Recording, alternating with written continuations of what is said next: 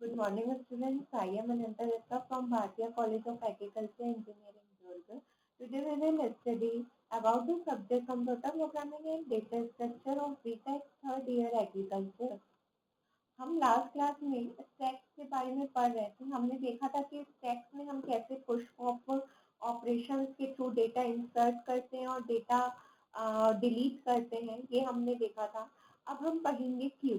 Q क्या होता है, क्यू और उसके बारे में, इसमें हम जितने भी ऑपरेशन परफॉर्म करते हैं, ये सारी चीज़ों को हम line by line topic wise detail में डिस्कस करेंगे। सबसे पहले हम ये देखते हैं कि क्यू होता क्या है। ठीक है, हमने स्टैक में क्या देखा था, लास्ट इन फर्स्ट आउट। हमने स्टैक में यही देखा था, last in first out means जो सबसे लास्ट में डेटा इंसर्ट होता है वो सबसे पहले डिलीट होता है। ठीक है, तो लास्ट इन फर्स्ट आउट हमने स्टैक में देखा हुआ था। अब हम क्यू की बात करते हैं, तो क्यू में क्या होता है। सबसे पहले queue is an abstract data structure somewhat similar to stack. Unlike a stack, a queue is open at both it and one end is always used to insert data and the other end is used to remove data. ठीक है, जिसे हम insert data को N Q और delete data को D Q बोल रहे हैं। तो अब आप एक चीज देखिए यहाँ पे कि हम जब भी यहाँ पे डेटा इंसर्ट कर रहे हैं और डेटा डिलीट कर रहे हैं, तो इसके लिए यहाँ पे दोनों एंड्स खुले हुए हैं। जैसे कि स्टैक एक सिलेंड्रिकल टाइप के शेप का था, जिसमें कि एक ही एंड ओपन था, जहाँ पे इससे डेटा डिलीट भी हो रहा था और जहाँ से डेटा इंसर्ट भी हो रहा था। तो वो कौन सी मेथोडोलॉजी यूज करता था, लास्ट इन फर्स्ट आउट की। बट क्यू में क्या होता है, first in first out means एक तरफ से डेटा रिमूव हो रहा है और एक तरफ से डेटा इंसर्ट हो रहा है। ठीक है, तो क्यू जो है यहाँ पे फर्स्ट इन फर्स्ट आउट की मेथोडोलॉजी फॉलो करता है। That is the data item stored first will be access first. ठीक है, हम यहाँ पे क्या करते हैं कि जो डेटा आइटम हमारे पास पहले स्टोर हुआ होगा, हम उसे ही पहले एक्सेस करेंगे और जो डेटा बाद में स्टोर होगा हम उसको एक्सेस नहीं करेंगे। जैसे कि स्टैक में हम क्या कर रहे थे कि जो हमारा डेटा लास्ट में इन हो रहा था, हम डिलीट भी पहले ही उसे ही कर रहे थे। बट यहाँ पे क्या होगा क्यू के केस में कि हमारे जो डेटा पहले इंसर्ट होंगे हम उन्हें पहले डिलीट करेंगे और जो डेटा बाद में इंसर्ट होंगे हम उन डेटा को बाद में डिलीट करेंगे। ठीक है, तो ये हमारा स्टैक और क्यू का मेथोडोलॉजी था। यहाँ पे आप देखिए, जैसे कि ये आपका एक एग्जाम्पल है, रियल वर्ल्ड एग्जाम्पल है कि यहाँ पे ये फर्स्ट इन फर्स्ट आउट में क्यू है जो कि दोनों एंड से ओपन है। ठीक है, अब यहाँ पे क्या होगा आपके पास, जैसे आप एक क्यू में खड़े हुए, जस्ट लाइक का लाइन में आप क्या करेंगे, अपने टर्न आने का वेट करेंगे। ऐसे तो नहीं हो सकता ना कि आप लाइन के स्टार्टिंग में खड़े हो जाए और आपका काम हो जाए, ऐसा तो नहीं होता। लाइन में क्या होता है आपका कि हमारा जो लाइन में फर्स्ट में जो खड़े रहता है, वेटिंग सिस्टम चलता है यहाँ पे क्यू के केस में। जैसे कि यहाँ पे आपका एक एग्जाम्पल दिया हुआ है, आप देखिए single lane road, one way road का। यहाँ से जो व्हीकल पहले अंदर आया है वही व्हीकल पहले जाएगा। यदि यहाँ पे लाइन से व्हीकल है तो जो व्हीकल लास्ट में इन हुआ है वही चीज लास्ट में आउट होगा और जो फर्स्ट इन हुआ है वही क्या होगा, फर्स्ट आउट होगा। तो यहाँ पे आप देखिए कि जैसे वन लेन रोड है, ठीक है, वन लेन रोड है, तो यहाँ से क्या होता है कि आपको अपने टाइम का आने का वेट करना होता है। जैसे कि आपने लास्ट इन फर्स्ट आउट हम जो कर रहे थे ना, लास्ट इन फर्स्ट आउट हम अपने केस में कर रहे थे इस ट्रैक में, जो सबसे लास्ट में आया वो सबसे फर्स्ट में जाएगा। तो यदि आप मूवी टिकट बुकिंग कर रहे हैं या फिर आप और कुछ टिकट बुकिंग कर रहे हैं या आप किसी क्यू में खड़े हैं या फिर आप डॉक्टर की क्लिनिक में अपने टर्न का वेट कर रहे हैं, तो वहां पे क्या होगा, यदि आपका टर्न 40 है तो आपको 40 नंबर तक के वेट करना पड़ेगा, है ना। वहां पे तो आप ऐसा नहीं हो सकता ना कि आप लास्ट में गए और फर्स्ट में चेकअप करा के आ जाए, या मूवी टिकट के लिए हम लास्ट में गए और पहले टिकट ले ले, पहले जो लाइन में होगा फर्स्ट में वही पहले लेगा, है ना। तो यहाँ पे जो क्यू में जो कॉन्सेप्ट रहता है वो रहता है फर्स्ट इन फर्स्ट आउट का। ठीक है, क्यू में यही कॉन्सेप्ट होता है कि हम जो पहला जो आएगा वही पहले बाहर जाएगा। ठीक है, तो ये हमारे क्यू का कॉन्सेप्ट होता है। और स्टैक का कॉन्सेप्ट क्या होता है, लास्ट इन लास्ट आउट, है ना। स्टैक का यही कॉन्सेप्ट होता है ना, लास्ट इन फर्स्ट आउट। जैसे कि हमारे प्लेट थे, है ना, तो जो सबसे लास्ट में प्लेट रखा था वो सबसे लास्ट में ही निकलेगा, है ना। तो ये जो हमारा था कि पाइल ऑफ प्लेट्स के जो हमारे एग्जाम्पल्स थे वो हमारे टेक्स्ट के एग्जाम्पल थे, और जो भी हम लाइन में जब भी हम वेट करते हैं तो वो हमारा क्यू का एग्जाम्पल हो जाता है, ठीक है। More real world example can be use at the ticket Windows and bus stop, है ना, जैसे कि टिकट विंडोज हो गए, बस स्टॉप हो गए, हम सारी जगह वेट करते हैं अपने टिकट के, अपने टर्न का हम वेट करते हैं, तो ये हमारा होता है क्यू का concept. Okay, a queue can be defined as an ordered list which enable insert operation to be performed at one end and delete operation performed at another end, ठीक है।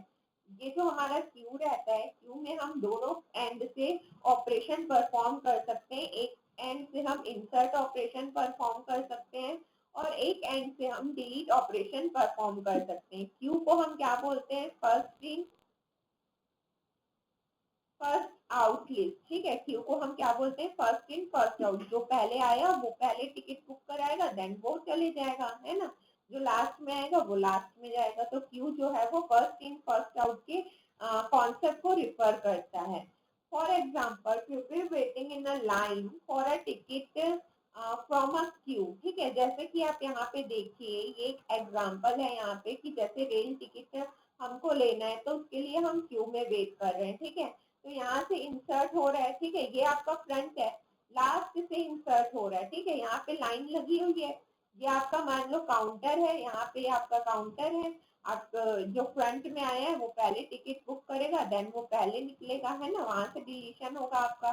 फिर जो लास्ट में इंसर्ट होगा, है ना, last and में आपका इंसर्ट होगा और फ्रंट एंड में आपका डिलीट होगा डेटा, ठीक है। फ्रंट एंड से आपका डेटा डिलीट होगा और लास्ट एंड से हमारा डेटा इंसर्ट होगा। तो ये हमारा होता है क्यू का एग्जाम्पल। अब आप एप्लीकेशन देखिए क्यू के, कि क्यू के क्या क्या एप्लीकेशन है, ठीक है। सबसे पहले यदि हम क्यू के एप्लीकेशन देखें तो इसमें आपके पास है, due to the fact queue performs actions of first in first out basis which is quite fair for the ordering of action, ठीक है। यहाँ पे बहुत सारे एग्जाम्पल्स है, ठीक है, जैसे कि फर्स्ट इन फर्स्ट आउट के कॉन्सेप्ट में या बेस एक्शन में ये परफॉर्म करता है। Queue are widely used as waiting list, ठीक है। क्यू को हम क्या बोलते हैं, waiting list as a single share resource like printer disk CPU. जैसे कि एक प्रिंटर है आपके पास, यदि मान लीजिए एक छोटी सी स्मॉल ऑफिस है, वहाँ पे एक ही प्रिंटर है, ठीक है, आपके पास, तो आप क्या करेंगे, उस प्रिंटर में अपने टर्न का वेट करेंगे, यदि वहाँ पे लाइन लगा होगा, या एक सीपीयू है या एक डिस्क है जिसे बहुत लोग यूज कर रहे हैं, वो मल्टीपल पर्पज के लिए यूज हो रहा है, तो हम क्या करेंगे, जहाँ पे भी सिंगल शेयर्ड रहती है, मीन एक नॉर्मल सी एक छोटी सी चीज को सब शेयर करते हैं, तो वहां पे आपको अपने टर्न का वेट करना पड़ता है, ठीक है।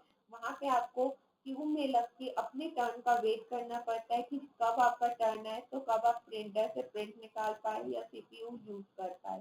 तो ये जो सारी हमारी जो रिसोर्सेज है सिंगल शेयर की, ये हमारे क्यूज के एग्जाम्पल में आते हैं।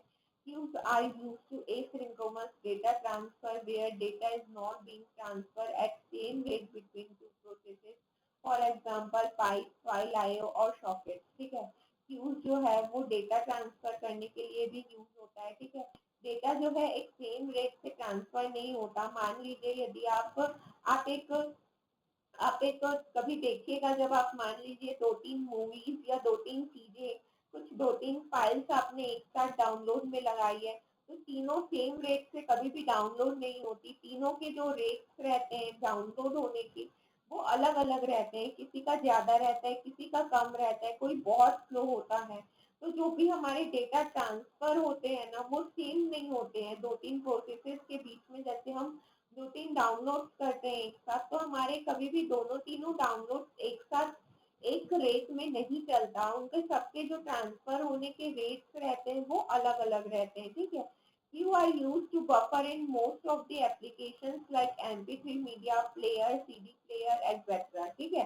क्यू जो है, जैसे कि MP3 मीडिया है, जैसे एक CD प्लेयर हो गया, उसमें यदि सॉन्ग्स है तो जो सॉन्ग पहले नंबर में होगा वही पहले प्ले होगा, जो सॉन्ग लास्ट नंबर में होगा वो तो पहले प्ले होगा नहीं ना, जब तक अपन वहाँ पे बटन प्रेस नहीं करेंगे। वो यदि अपने से चलेगा, यदि MP3 मीडिया का सॉन्ग हमने एक पेन ड्राइव में लगाया हुआ है, होम थिएटर या किसी भी ऑडियो डिवाइस में, तो वो क्या होगा, अपने लाइन वाइज डेटा प्रिंट करेगा या अपने लाइन से वो क्या करेगा, सॉन्ग को प्ले करेगा, है ना, अपने एक पर्टिकुलर अपने रिसोर्स के हिसाब से वो डेटा को प्ले करेगा, ठीक है। You also use to maintain the playlist in media players in order to add and remove song from the playlist, ठीक है। क्यू को हम और किस लिए यूज करते हैं, प्लेलिस्ट को मेंटेन करने के लिए, जैसे कि हमने सॉन्ग्स को ऐड करना है अपनी प्लेलिस्ट में, या हमको यदि प्लेलिस्ट से सॉन्ग्स को रिमूव करना है, तो जो भी हम प्लेलिस्ट मेंटेन करते हैं उसके लिए भी हम क्यू का यूज करते हैं कि हमारे जो सॉन्ग्स हैं वो कौन से ऑर्डर में रहेंगे, कैसे ऑर्डर में वो प्ले होंगे, तो ये सारी चीजें जो है हम क्यू के थ्रू कर सकते हैं। Q R use in operating system for handling interrupt, ठीक है। ऑपरेटिंग सिस्टम में भी क्यू का यूज होता है इंटरप्ट को हैंडल करने के लिए। जैसे कि आप मान लीजिए कि आपके ऑपरेटिंग सिस्टम में बहुत सारे वर्क प्रोसेसेस चल रहे हैं एक साथ, तो कौन सा वर्क पहले यूज होगा, कौन सा वर्क बाद में यूज होगा, ये सारी चीजों को हम देखने के लिए क्यू का कॉन्सेप्ट यूज करते हैं, ठीक है। देन कॉम्प्लेक्सिटी, यदि हम कॉम्प्लेक्सिटी की बात करें कि हमारा जो है क्यू का कॉम्प्लेक्सिटी कैसे है, तो ये एवरेज कंडीशन है और ये वर्स्ट कंडीशन है, ठीक है। ये हमारा टाइम कॉम्प्लेक्सिटी है और ये हमारा स्पेस कॉम्प्लेक्सिटी है। तो हमारा जो क्यू है, क्यू का एवरेज और वर्स्ट कॉम्प्लेक्सिटी टाइम और स्पेस के रिगार्डिंग है। यहाँ पे टाइम कॉम्प्लेक्सिटी आपका थीटा ऑफ एन है और जो वर्स्ट कंडीशन है वो आपका omega of N and omega of one है इंसर्शन डिलीशन का। तो ये आपका टाइम कॉम्प्लेक्सिटी है। देन क्यू रिप्रेजेंटेशन, क्यू का हम रिप्रेजेंटेशन कैसे करते हैं, ठीक है। as we know understand that as we now understand that in Q we access both ends for different reasons. The following diagram given below tries to explain Q representation as data structure. Data structure में Q का representation कैसे होता है, इस चीज के बारे में ये आपको समझाना चाह रहा है। देखिए कि डेटा जब जो इंसर्ट हो रहा है, जो फर्स्ट में है वही फर्स्ट में आउट हो रहा है, और जो लास्ट में इन होगा वो अपने टर्न का वेट करेगा कि ये वाला डेटा जो है आपका, ये डेटा यहाँ तक कब पहुंचेगा, तो ये क्या होगा आपका कि अपने टर्न का हमको क्यू में वेट करना पड़ता है, ठीक है। As in stack, a queue can also be implemented using array, linked list, pointer as instructor. For the sake of simplicity, we shall implement the queue using one time array, ठीक है। हम क्या कर सकते हैं, जैसे कि हम स्टैक को एरे, लिंक लिस्ट, पॉइंटर्स या स्ट्रक्चर्स ये सारे में इम्प्लीमेंट कर रहे थे, वैसे ही क्यू को भी हम arrays, list, link list, pointer और स्ट्रक्चर में हम क्या कर सकते हैं, इसको भी हम इम्प्लीमेंट कर सकते हैं, ठीक है। For the shake of simplicity, simplicity को यूज मैंने सिंप्लिसिटी के कारण हम क्या करते हैं, क्यू को 1D एरे यूज करके भी हम उसे प्रिंट करते हैं, ठीक है। अब हम बेसिक ऑपरेशंस देखते हैं कि बेसिक ऑपरेशंस क्या है हमारे क्यू में। Queue operations may involve initializing or defining the queue, utilizing it, and then completely erasing it from the memory, ठीक है। क्यू में कौन से ऑपरेशन इन्वॉल्व होते हैं, पहले हम उसे इनिशलाइज करते हैं, देन हम उसे डिफाइन करते हैं, देन हम उसे यूटिलाइज करते हैं, एंड देन उसे कम्प्लीटली जो है हम इरेज कर देते हैं मेमोरी से, ठीक है। माने कि हम क्या करते हैं बेसिकली कि जब हमारा डेटा काम का रहता है तो वो क्यू आता है, उसके बाद हम उस डेटा को यूज कर लेते हैं,